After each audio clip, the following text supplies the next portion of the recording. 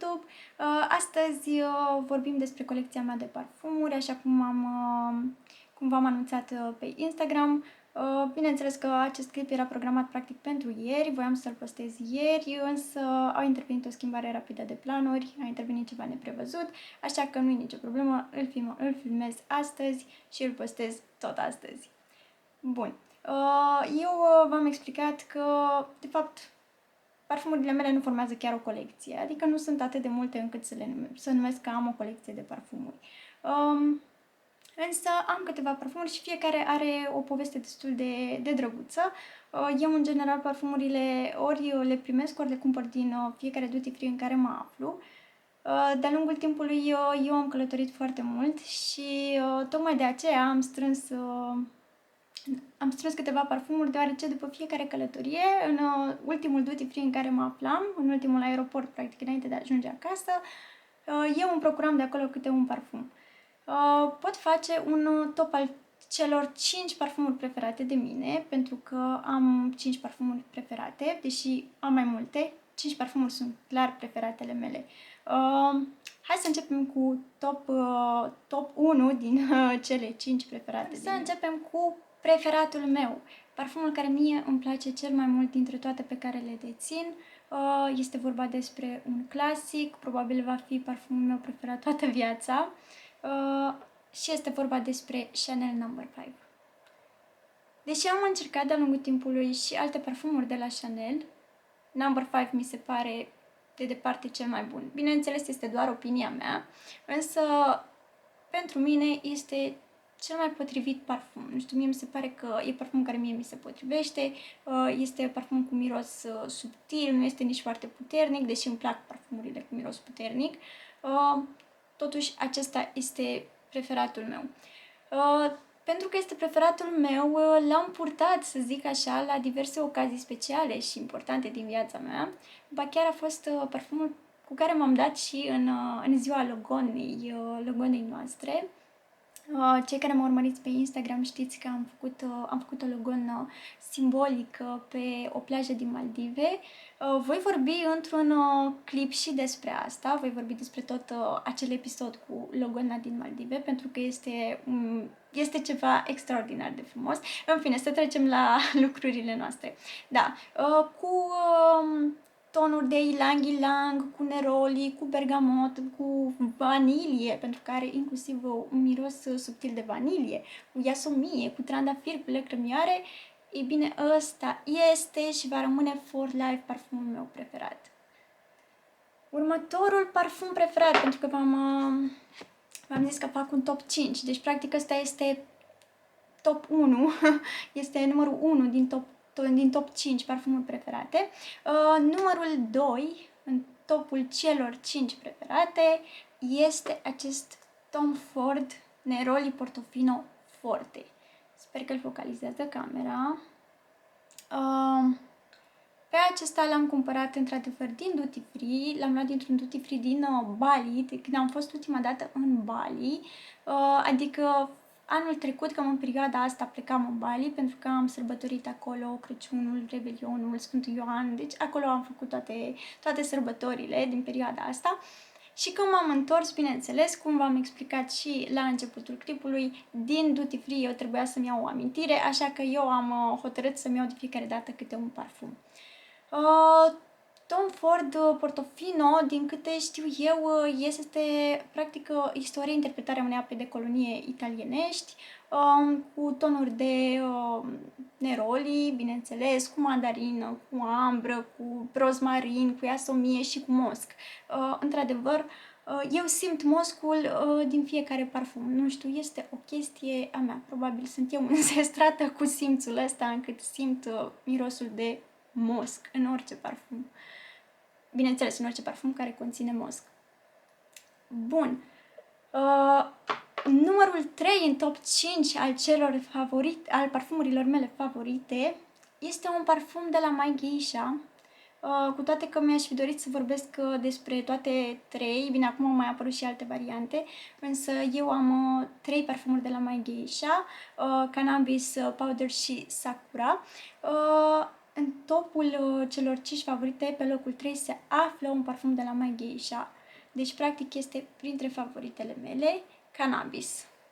Este un parfum destul de mare, pentru că are 100 de mililitri. Este un parfum foarte puternic, deci mirosul este extraordinar de puternic. Nu vine să crezi cât este de puternic și cât este de persistent. Prima dată eu l-am încercat în magazin. Și vă zic sincer că nu mi-a plăcut. Deși auzeam pe toată lumea că e foarte, foarte ok, mie nu mi-a plăcut în momentul în care l-am încercat. Nu știu de ce. M-a dat vânzătoarea de acolo, m-a dat cu el pe mână și mie mi s-a părut că miroase mult prea puternic pentru gusturile mele. Am venit acasă, am stat câteva ore, mi-am făcut un duș, am ieșit din duș și am constatat că pielea mea mirosea foarte frumos. Și apoi mi-am adus aminte că vânzătoarea mi-a dat să testez parfumul undeva aici pe mână și efectiv mirosea foarte frumos. Ce credeți că am făcut? Bineînțeles, m-am dus cu prima ocazie, m-am dus în mall Promenada, pentru că cei de la My Geisha au o insulă în mall Promenada și mi-am cumpărat și cannabisul și powder, pentru că atunci când l-am testat pe acesta nu mi-a plăcut și am cumpărat doar Sakura. Și m-am întors de grabă, l-am luat și acum este printre favoritele mele. Îmi place foarte mult, dar încerc să mă dau cu foarte puțin pentru că miroase. Deci nu vă imaginați cât de tare miroase, cât de persistent este. Și da, are în compoziția lui tămâie. Pare puțin ciudat, într-adevăr, mi s-a părut foarte ciudat. Eu de obicei mă uit, caut pe diverse site-uri sau forumuri ce conțin, din ce combinații sunt făcute parfumurile pe care mi le cumpăr, dar la acesta m-a impresionat faptul că are în compoziția lui tămâie. Nu mă deranjează pentru că miroase extraordinar de bine, chiar nu mă deranjează, dar mi s-a părut foarte tare. Cred că este prima dată când aud că un parfum are în componența lui tămâie și miroase atât de bine. Următorul parfum și mai exact numărul 4 din topul celor 5 parfumuri preferate ale mele, găsim Tom Ford Vanilla Fatal. Pe acesta nu l-am luat dintr-un duty free, l-am primit. Da, l-am primit de la logonicul meu și este, cum spuneam, printre preferatele mele. Ei bine, înainte să descoper Tom Ford Neroli Portofino acesta și cannabisul, practic acesta ar fi fost top 2 după Chanel. Dar pentru că le-am descoperit pe celelalte, acesta s-a dus deja pe locul 4 în topul celor 5 favorite. Este un parfum unisex. Trebuia să menționez că și Tom Ford Neroli Portofino și cannabisul sunt unisex, deci puteți să vă dați și voi și prietenii voștri, deci este în regulă. Acesta are un miros puternic, este un miros lemnos, dacă aș putea să zic așa.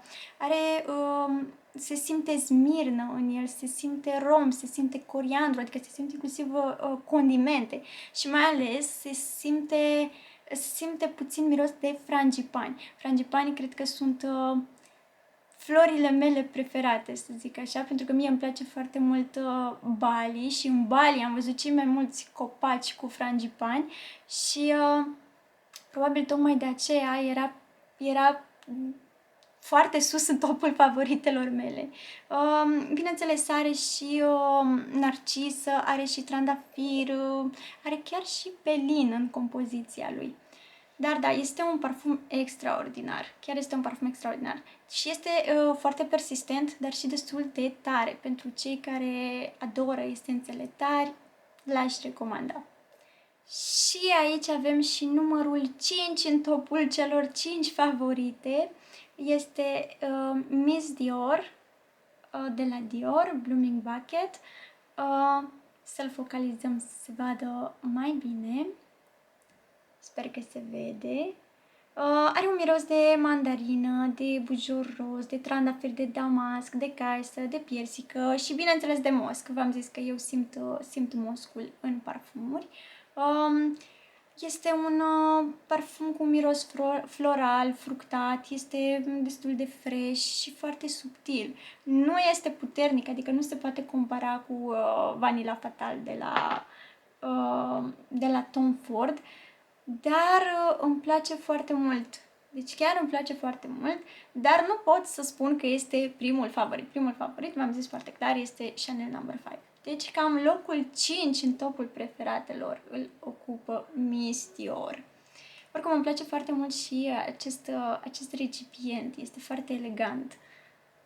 Pentru că am terminat cu topul celor 5 favorite, adică acelea sunt, dintre toate pe care le dețin, acelea sunt favoritele mele, acelea îmi plac cel mai mult, pe acelea clar o să le cumpăr din nou după ce o să se termine. Acum trec la celelalte parfumuri. Nu că nu mi-ar plăcea, însă acelea sunt favoritele mele și acelea au un loc special. Pe acestea, sinceră să fiu, nu știu dacă o să le mai cumpăr după ce o să se termine. Și dacă tot am vorbit despre My Geisha mai devreme, vreau să vă arăt și pe celelalte două pe care le mai am. Pe Powder, are tot 100 de mililitri. Prețul lui este de 340 de RON. La celelalte nu v-am zis prețurile pentru că, sinceră să fiu, nu le mai știu, nu le mai țin minte, însă pe acestea, pentru că le-am cumpărat recent, îmi aduc perfect aminte cât au costat. Powder are un miros de iris, de vanilie, de șofran și, bineînțeles, de mosc. V-am zis că simt moscul. Mie îmi plac foarte mult și recipientele lor. Cel puțin toate trei dau foarte bine împreună. Poate chiar dacă nu-mi place foarte tare, powderul este foarte puternic, sincer să fiu, dintre powder, cannabis și sakura, powderul se situează pe ultimul loc, dacă ar fi să zic care îmi place cel mai tare, dar toate trei arată senzațional împreună și este, cum spuneam, are un miros destul de puternic. Bun. Următorul de la My Geisha este Sakura. Mi-a plăcut atât de mult culoarea lui, pentru că eu sunt nebunită după rozul acesta, mai ales pe recipiente de parfumuri, încât nu aveam cum să nu-l cumpăr. V-am zis că deși l-am mirosit prima dată pe cannabis, l-am testat în magazin, singurul care mi-a plăcut a fost acesta de la Sakura și mai apoi mi-am dat eu seama cât de tare îmi place cannabisul de la My Geisha. Bun. Să nu ne înțelegem greșit, cannabisul, adică parfumul. Acesta, Sakura, are un miros de flori de cireș, de trandafir și, bineînțeles, din nou de mosc. Exact cum am zis, simt mirosul de mosc și probabil de asta a fost așa o dragoste la prima vedere, pentru că am simțit foarte clar mirosul de mosc în el. Este destul de persistent și acesta, ca și powder, ca și cannabis, dar mi se pare puțin mai light. Adică mi se pare că are totuși un miros mai light față de celelalte două. Cam astea sunt cele de la My Geisha, să vă arăt cum sunt împreună, că de asta spuneam mai devreme, nu aș fi putut să le despart. Împreună arată foarte bine. Despre La Vie est Belle de la Lancôme, o să zic că mi-a plăcut foarte, foarte mult.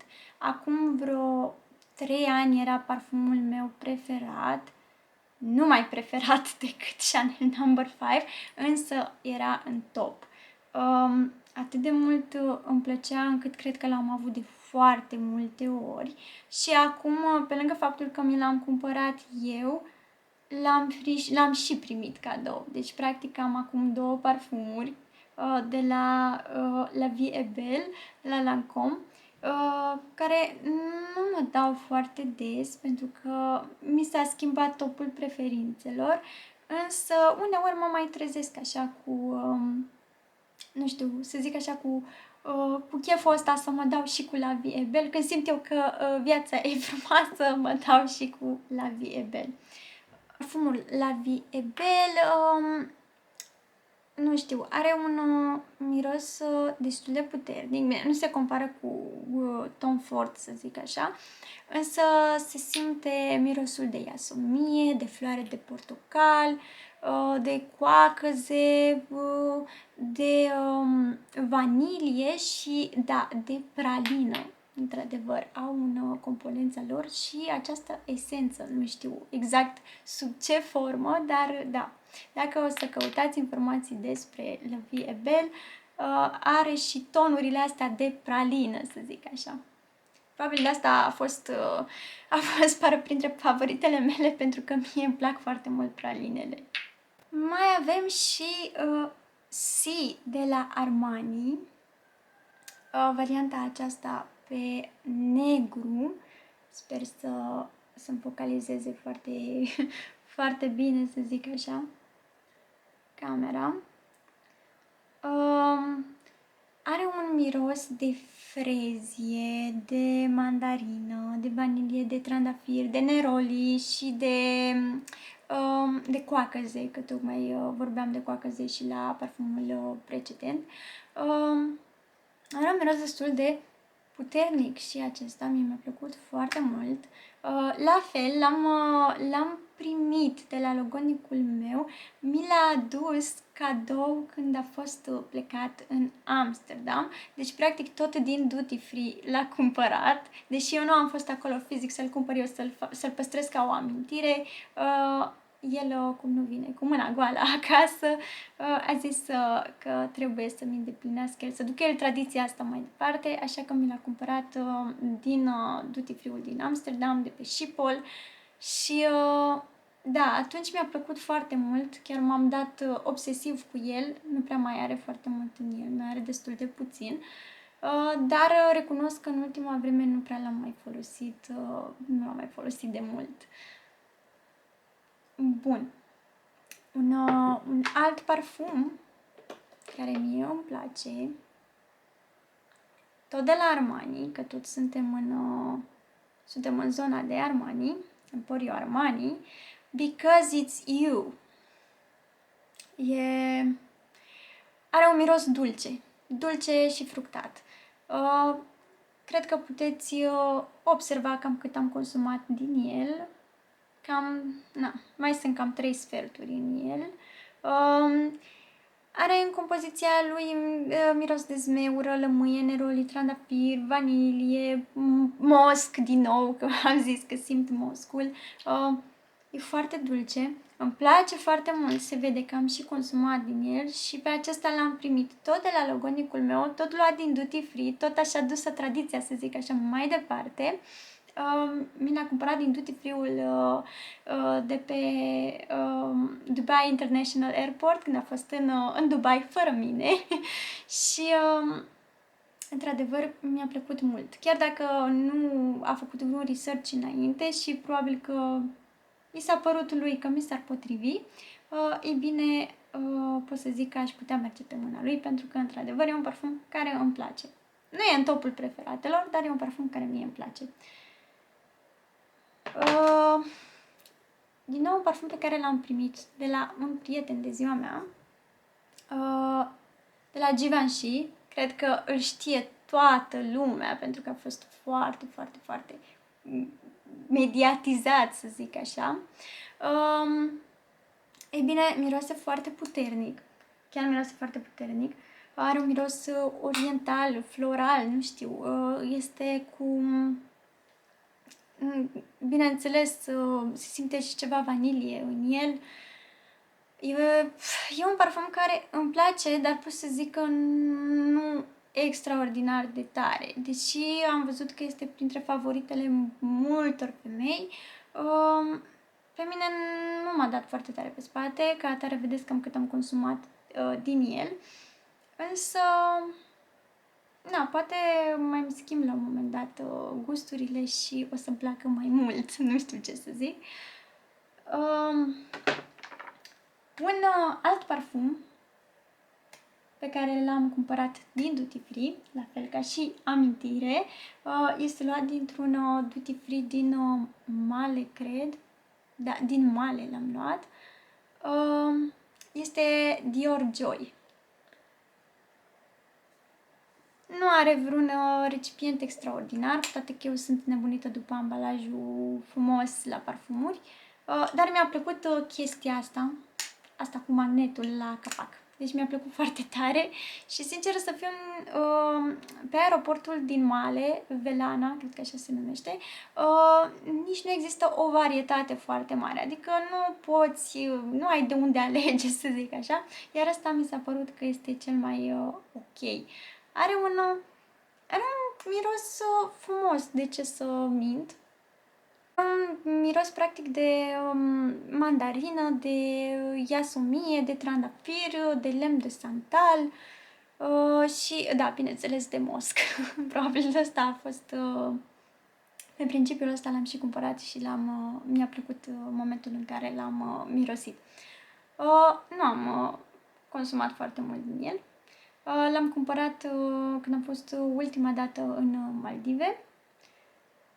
Acum să vedem ce am în plan să-mi cumpăr, pentru că plănuiesc să plec în Maldive în februarie, la sfârșitul lui februarie.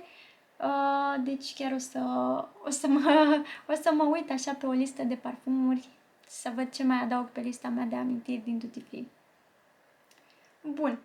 Pe chestiuța asta, pe tăvița asta foarte mică, am înghesuit toate parfumurile mele mini pe care le am.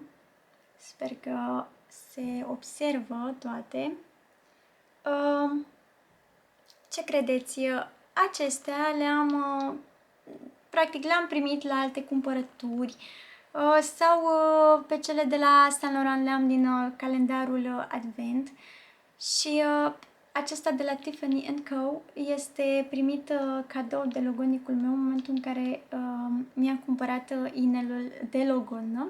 Deci ăsta clar este foarte special, nici măcar nu l-am desfăcut, o să-l țin doar ca amintire. Ei bine, acestea sunt parfumurile mele de geantă. De fiecare dată când am un eveniment sau când plec, am o zi foarte aglomerată și știu că nu o să ajung foarte devreme acasă, de fiecare dată îmi iau unul dintre aceste mini parfumuri, în afară de cel de la Tiffany, că v-am zis că nu l-am desfăcut și nici nu am de gând să o fac, este doar o amintire frumoasă. Îmi iau unul în geantă. De obicei pe acesta de la Versace îl iau cel mai des. Dar pentru că acum Advent calendarul mi-a pus la dispoziție mai multe parfumuri în variantă mini, probabil că acesta de la Saint Laurent Libre o să fie de acum preferatul meu în materie de parfumuri pentru geantă. Imediat vă arăt și unde le țin, mai exact, care este setup-ul unde le țin, cum este decorul lor, că le țin într-o tăviță de la Zara Home și imediat mă ridic și o să vă arăt cum le-am organizat în tăviță. Ei bine, la măsuța de machiaj aici țin eu cel mai bine parfumurile. Nu mi-au avut loc toate pe această tăviță, așa că am mai pus și pe această tăviță micuță. Aceasta este de la H&M Home. Și aici avem tăvița de la Zara Home cu marea majoritate a parfumurilor. Și cele mini și cele în variantă mare.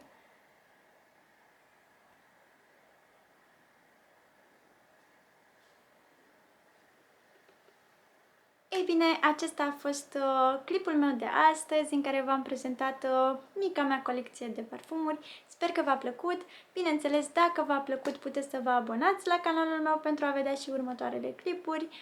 Puteți să dați un like, puteți să dați un share, puteți să dați ce vreți voi și cu siguranță puteți să dați un follow pe Instagram, puteți să mă urmăriți pe Facebook.